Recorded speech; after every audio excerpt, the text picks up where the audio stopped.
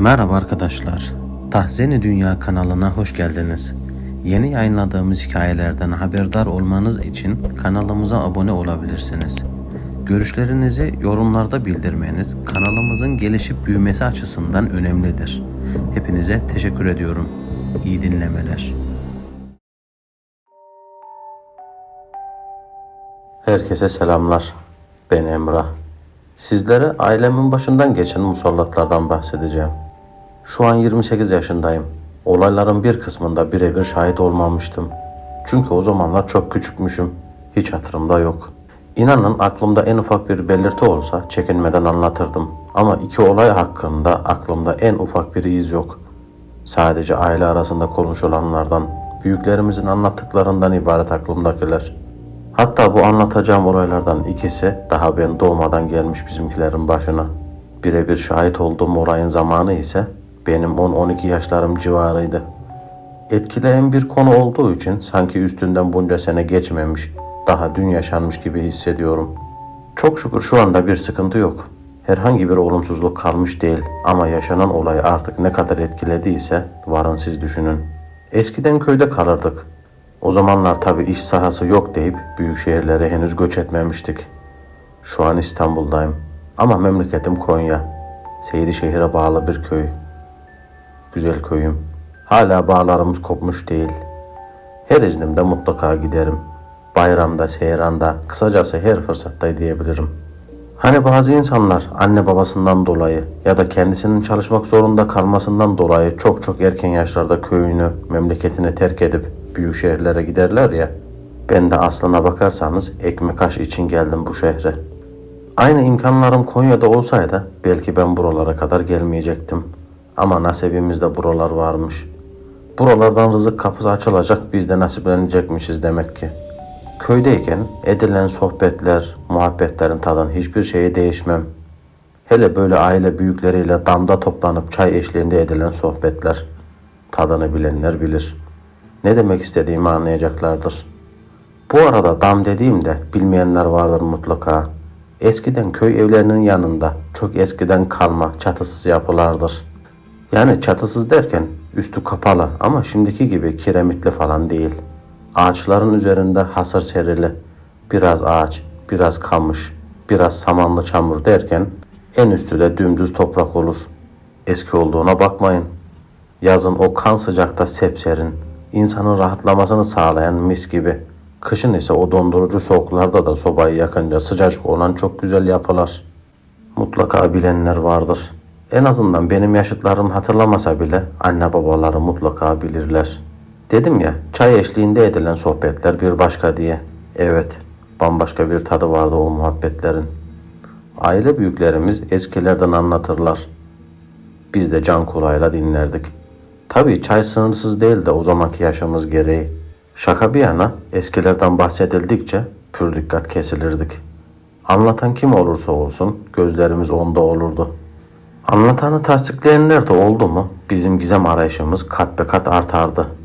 Yine böyle bir zaman yaz akşamı sıcak ama damın serinliği rahatlatıyor insanı.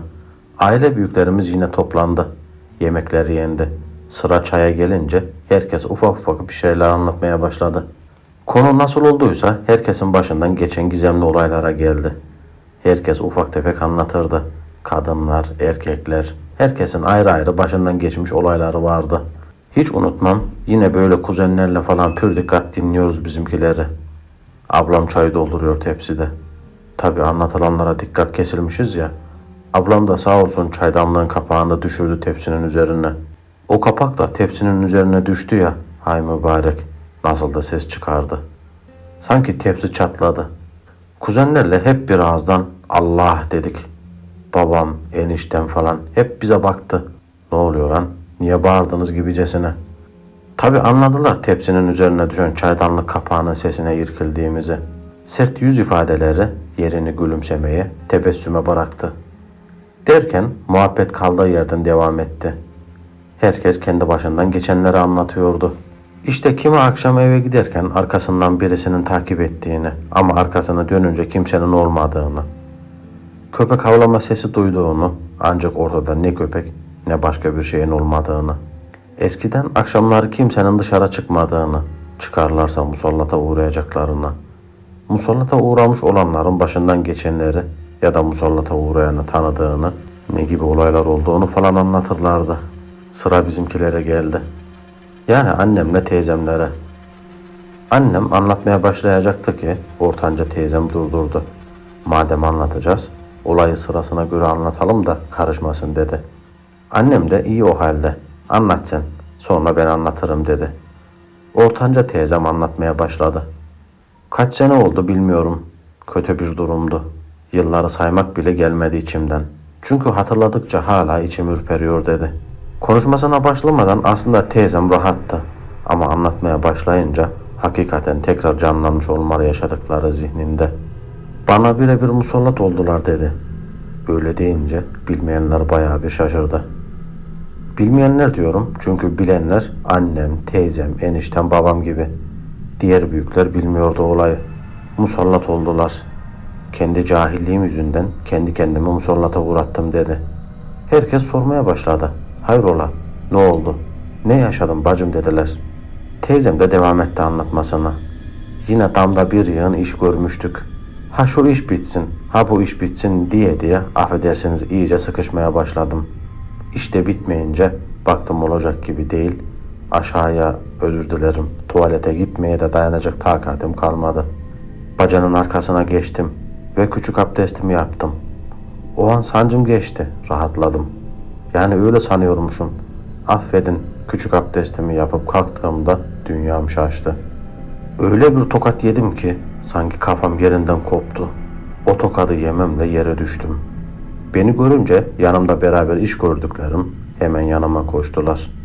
Ben konuşmak istiyorum, söylemek istiyorum, bana tokat atıldı diye ama konuşamıyorum. Güç bela bana su içirdiler. Ama suyun yarıdan fazlası ağzımdan aşağı doğru boşa gitti. Artık bu kadar çalışmanın tamam olduğunu, kalan işleri yarın halledebileceğimizi söylediler. Eve inmeye karar verdik. Bacılarım kollarıma girdi. Eve getirdiler. Kanepeye uzattılar. Ama durumum hiç de iyi değil. Aklım başımda ama ben bende değilim. Bu başıma gelenin ne olduğunu çok daha sonra öğrendim. Düzelmeyince bizimkiler bir hoca getirdi. Hoca bir şeyler okudu. Sonra bana bir su verdi. Yine o suyu içememiştim ama bir yudumu zorla içmiştim. Sonra hoca bir müddet daha dua okudu. Sonra bana baktı. Konuşmaya başladı. Kızım sen ne yaptın? Yanımdakiler sormaya başladı. Ne oldu falan diye. Hoca anlatmaya başladı. Küçük abdestini dışarıda bir yere yapmışsın. Yaparken de bir cinin çocuğunun üzerine yapmışsın. Teyzem bunları anlatırken bizim ses soluk iyice kesilmişti. Hani bir çaydanlık kapağı düştü de korktuk dedim ya. Aynısı şu an olsun kesinlikle korkudan bir şey olurdu yani. O derece dikkatle dinliyorduk. Sonra dediler. Teyzem devam etti. Hoca bir cinin çocuğunun üzerine küçük abdestini yapmışsın. Onu gören cin çocuğun annesi de çok sinirlenmiş. Sana tokadı atan cin çocuğun annesi. Teyzem biraz duraksadı. Hoca bunu sanki yeni demiş gibi korkusundan ellerini ovuşturmaya, parmaklarını çıtlatmaya başladı. Sonra teyzeme sordular. Nasıl kurtuldun peki diye. O da devam etti. İşte o hoca olayı çözdü. Belki de o yardımcı olmasaydı daha kötü durumlara düşecektim. Allah'tan o hocayı getirdiler de kurtuldum sayesinde. Bana bir muska yazdı. Dualar söyledi. Onları okudum günlerce. Yaklaşık 40 gün falan sürdü. Ama bu 40 gün içerisinde çok zayıfladım. Yani bırakın yemek yemeyi, kaşık çatalımı dahi tutamıyordum.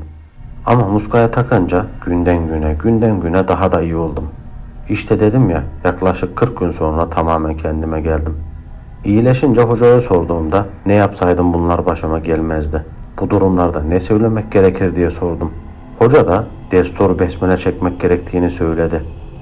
Alim ulemaların tavsiyesiyle Peygamber Efendimiz Aleyhisselam'ın usulü ile her türlü dişi ve erkek şeytanlardan, her türlü pisliklerden sana sığınırım diye Allah'a dua etmektir dedi. İnsanız, başımıza ne zaman ne geleceği belli olmaz. Bağda, bahçede mutlaka başına gelenler olur. Allah korusun, duayı dilden bırakmamak gerekir. Teyzem bunları anlatınca ortam çok sessizleşti. Herkesin gözü bir yerlere dalmış bir şekilde teyzemi dinliyorlardı. Ama gerçekten etkilenmiştik bu olaydan. İyi ki görmemiştim dedim çocuk aklımla o zaman. Sessizliği bir soru bozdu. O zamandan şimdiye kadar başka herhangi bir şey oldu mu? Geri gelip rahatsız ettiler mi dedi bir büyüğüm. Teyzem de herhangi bir sıkıntının olmadığını, herhangi bir şeyin başına gelmediğini söyledi. Sonra sıra anneme gelmişti. Annem de anlatmaya başlamadan yeniden bir çay demledi en küçük teyzem. Muhabbet koyu gidiyor. Çay dayanmıyor bizimkileri. Teyzem çay demleyip geldikten sonra annem anlatmaya başladı. O zamanlar hamileymiş. Evet, ben annemin karnında olmuş ne olmuşsa. Nasıl musallat olduğunu anlamamış annem. Nasıl geldiğini, nasıl tanıdığını anlayamamış. Olay ne mi? Bir cin anneme aşık olmuş. Evet, yanlış duymadınız. Bir cin anneme aşık olmuş. O zamanlar bana hamileymiş. Annem gözlerine kısa kısa anlatmaya devam ediyor. Hamileyken de insan her şeye tedbirli olmak zorunda. Ben de karnımda çocukla mecburen her adımımı dikkatli atardım. İşimi görürken, bir yere gidip gelirken falan. Bana bu cinin nasıl musallat olduğunu anlayamadım. Hala da anlamış değilim. Ama hatırladığım kadarıyla ilk başlarda böyle bir duman gibi, sanki bir bulutu andırır gibi duman şeklinde görünüyordu. Sis gibi, ateşten tüten duman gibi. Anladım ki benimle uğraşacak bu, belli. Ama çocuğum düşer diye çok korkuyordum. Normalde o an bir cinle muhatap oluyorum. Ondan korkmam gerek. Ama karnımda çocuğum olduğu için tek düşüncem oydu. Bana öyle duman şeklinde falan görünmeye başladıktan sonra artık bana aşık ya. Eşimi korkutup kaçırmaya çalıştığını fark ettim. Eşimi korkutmaya başladı. Ona bana göründüğü gibi görünmüyor tabi. Korkması için akıl oyunları yapıyor gibi kendini hissettiriyordu. Tabi eşim deli dolu birisi olduğu için içindeki imanla bu delilikte bir olunca cin amacına ulaşamadı çok şükür. Hani korkutup kaçırsa, eşim gitse benden, uzaklaşsa daha rahat yaklaşabilecek bana. Ama eşim olduğu için çok fazla yaklaşamıyordu. Eşim evde olmadığı zamanlar, işe gittiği zamanlar falan bana evinde, eşyalarında nasıl güzel göründüğünü anlatamam. Evden huzur buluyordum. Kendi kendime bakıyordum aynada. Sanki bir erkekmişim gibi kendime bayılıyordum resmen. Sesim özellikle. Kendi kendime büyüleyici bir ses duyuyordum. Sesim başka güzel, kendim başka güzel. Ev bambaşka bir güzel görünüyordu bana. Ama eşim eve geldiği zaman sanki evde bet bereket giderdi. Yüzü bana çok değişik gelirdi. Yüzüne bakasım gelmezdi. Muhabbet desem zerre muhabbet edesim gelmezdi. Yanında oturasım gelmezdi. Aynı masada yemek yemekten hep kaçardım o zamanlarda. Bazen öyle bir an olurdu ki eşim bana sanki kara kara kıllı kocaman bir yaratık gibi görünürdü. O anlar ben tiksinmeye başladım hem de korkmaya. Böyle bir süre devam ettikten sonra hocaların tavsiyelerini tuttum. Muska taktım boynuma. Evde Kur'an okumaya başladım. Özellikle sesli sesli okudum. Evde Kur'an okumaya başladım sesli sesli. Özellikle Saffat suresi okudum. Çünkü onları kaçıran, bazen de yakan bir sure. Bu şekilde devam ede yavaş yavaş toparlanmaya başlamıştık. Ben artık daha normal davranıyordum. Her şey eskisi gibi nasıl görünmesi gerekiyorsa öyle görünmeye başladı. Eşim artık bana bir ucube gibi görünmekten kurtulmuştu. Annem böyle deyince herkeste hafiften gülümsemeler oluştu. Sonra annem şu sözleriyle bitirdi anlatmasını. Baya bu şekilde devam ettim. Hocaların dediklerini eksiksiz yerine getirdim. Muskamı söylenilen süre boyunca banyo harici hiç çıkarmadım üzerimden. Bir süre sonra şükürler olsun tamamen geçti. Artık ne eşimden ne evden yana hiçbir sıkıntım kalmamıştı. Benim başımdan geçen de bu. Dinleyenlerden bir abla anneme aşık olan cini sordu. Annem de üstünde çok fazla durmadığını söyledi. Hocaların dediğine göre büyük ihtimalle anneme ulaşamayınca kendi kendini öldüreceğini söylemiş. Belki okunan surelerle edilen dualarla yandı gitti. Belki de intihar etti. Artık ne olduysa oldu. Annem kurtulmuş ya, bu bizim için dünyalara değer. Annem de sözlerini bitirdikten sonra sıra küçük teyzeme geldi. Çayları tazeledikten sonra teyzem de anlatmaya başladı. Aslında küçük teyzemin anlattıklarına ben de şahidim. Küçük teyzemin bu anlatacakları olaylar yaşandığı sıralarda ben 12 yaşındaydım. İyi kötü hatırımda var. Aslında tamamen var, yani öyle söyleyeyim. O zaman çok etkilenmiştim. Nasıl unutabilirim ki? Teyzem bazen bizde kalırdı. Bazen kendi gelirdi. Bazen de annem çağırırdı, zorla getirirdi. Yine böyle teyzemin bizde kaldığı bir gün bu olay yaşandı. Yaşandı derken çok basit geliyor insana ama yaşadıklarımı yaşasanız emin olun eliniz ayağınız titrer. İşte teyzemin bizde kaldığı bir gün gündüz gözüyle aslında her şey normaldi. Hiçbir sıkıntı yoktu. İşler güçler derken akşamı etmiştik. Yemekti, çaydı, sohbet, muhabbetti derken artık yatma vakti gelmişti. Herkes kendi odasına geçti yatmak için. Teyzem de küçük bir odada kalıyordu. Herkes uykunun tam derinleşeceği zamanda gece saat 3 gibi teyzemin odasından ses geldi. Küçük camlı bir komodin vardı teyzemin yattığı odada. Ve o komodinin üzerinde de sahte bir çiçek vardı vazo içerisinde. O gece evin içinde öyle bir gürültü oldu ki çok şiddetli bir deprem gibi gümbürdedi. Teyzemin çığlıkları geliyordu. Odasında çığlık çığlağıydı. Zaten deprem gibi gümbürtüyle herkes uyanmıştı. Üstüne bir de teyzemin çığlıkları eklenince herkes salona çıktı. Teyzeme koşmaya başladılar bir anda. Işıklar kontrol edildi ama nafile. Elektrikler yoktu. Ya da biz öyle sanıyorduk. Her yer karanlık. Dikkatle bakmayınca insan insanı göremez. Bu koşma aslında yanlıştı ama o can havliyle artık yapılacak bir şey kalmamıştı. Hani dedim ya o karanlıkta dikkatli bakılmazsa insan insanı göremez diye. Öyle de oldu maalesef. Teyzem odadan çıkıp annemlerin odasına doğru koşmaya başlamış ama hiçbirimiz göremedik. Teyzem koşarken kanepeye takılıp düşmüş yere. Annem de odadan teyzemin odasına doğru koşmaya başlayınca o da sehpaya takılıp düşmüş. Bunları nasıl anladık derseniz annemler yere düşünce elektrikler geldi. Işıklar yandı. Herkesin gözü kamaştı tabi. Ortalık savaş alanı gibi olmuş. Annemle teyzem yerde. Sehpa devrilmiş. Hadi sehpayı anladık. Teyzem çarpınca düşmüş. Tekli koltuklar devrilmiş. Ona ne demeli? Resmen savaş meydanı gibi olmuş evin salonu. Annemle teyzemi kaldırdık ve teyzemin kaldığı odaya doğru gittik. İkisini de teyzemin yattığı yatağa oturttuk. Ben mutfaktan sürahiyle su getirdim. Herkes içsin de sakinleşsin diye. Teyzemin odası da salondan kalır yanı kalmamış. O vazo sanki taşla ezilmiş gibi un ufak olmuş. Biz bunları düşünürken ortalık biraz olsun yatıştı. Ortalık biraz yatışınca artık teyzeme sorulanlar üzerine teyzem anlatmaya başladı. Gece uyku tutmadı. Sürekli uyandım. Sağa sola döndüm. Biraz dalıyorum uykuya. Derin dalamadan geri uyanıyorum. Yine öyle uyanmıştım. Böyle dönerken ayak tarafımda bir şeylerin olduğu hissine kapıldım. Komodinin o tarafa doğru dikkatlice bakınca gözlerime inanamadım. Dona kaldım o an. 3 kişi duruyordu. Kalbim duracaktı. Nefes bile alamıyordum korkudan. O duranlardan birisi yaşlı. Diğer ikisi gençti. Genç olanlar nasıl yakışıklılar, nasıl güzeller. Bakmaya kıyılmayacak gibi. Şaşkınlık, korku, heyecan hepsi bir aradaydı bende. Beni istemeye geldiklerini söylediler. Ama dikkatlice bakınca bunların insan olmadıklarını anlamıştım. Çünkü imanım gereği böyle varlıklara inanırım.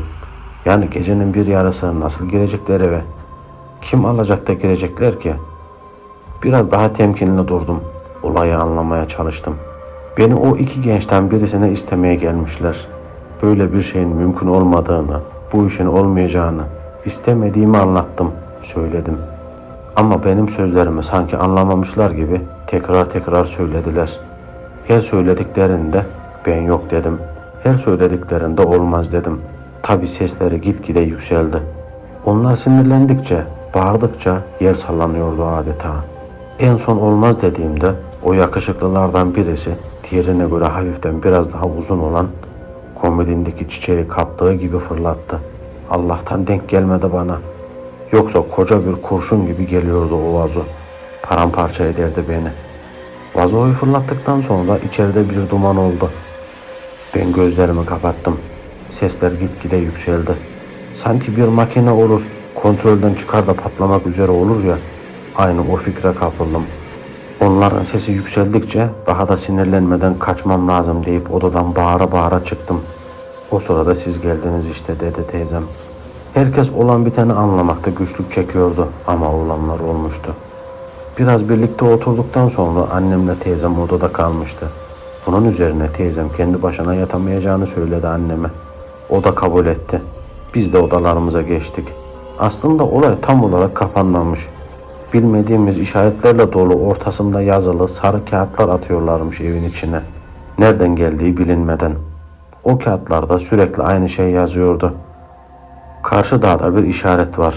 Eğer o uçtan tutup teklifimizi kabul edip bizimle gelirsen hayatta ulaşamayacağın şey olmaz. Bolluk içinde yaşarsın. İstediğin her şeye sahip olursun. Bunlar yazıyordu kağıtlarda. Tabii teyzem her seferinde avluya çıkıp yaktı kağıtları. Bizim olmadığımız zamanlarda da olmuş böyle. Her seferinde yakmış teyzem bu kağıtları.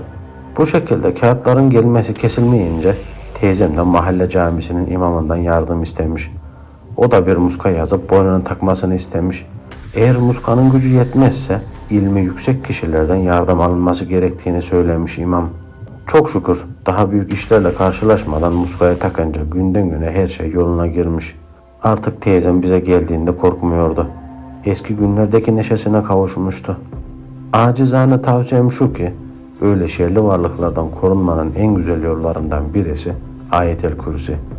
Özellikle 7 kere okunması gerçekten bir zırh gibi, bir kalkan gibi insanı korumaya alıyor. Alışkanlık haline getirip günlük okumaya gayret edelim. Yarın başımıza neyin geleceğini bilmiyoruz. Tedbirimizi alalım. Alalım ki şerlilere kolay lokma olmadığımızı ispatlayalım Allah'ın izniyle. Anlatacaklarım bu kadar. Buraya kadar dinlediğiniz için Allah razı olsun. Sizlerle paylaşmak istedim bu olanları. Hepinize teşekkür ediyorum. Allah'a emanet olun.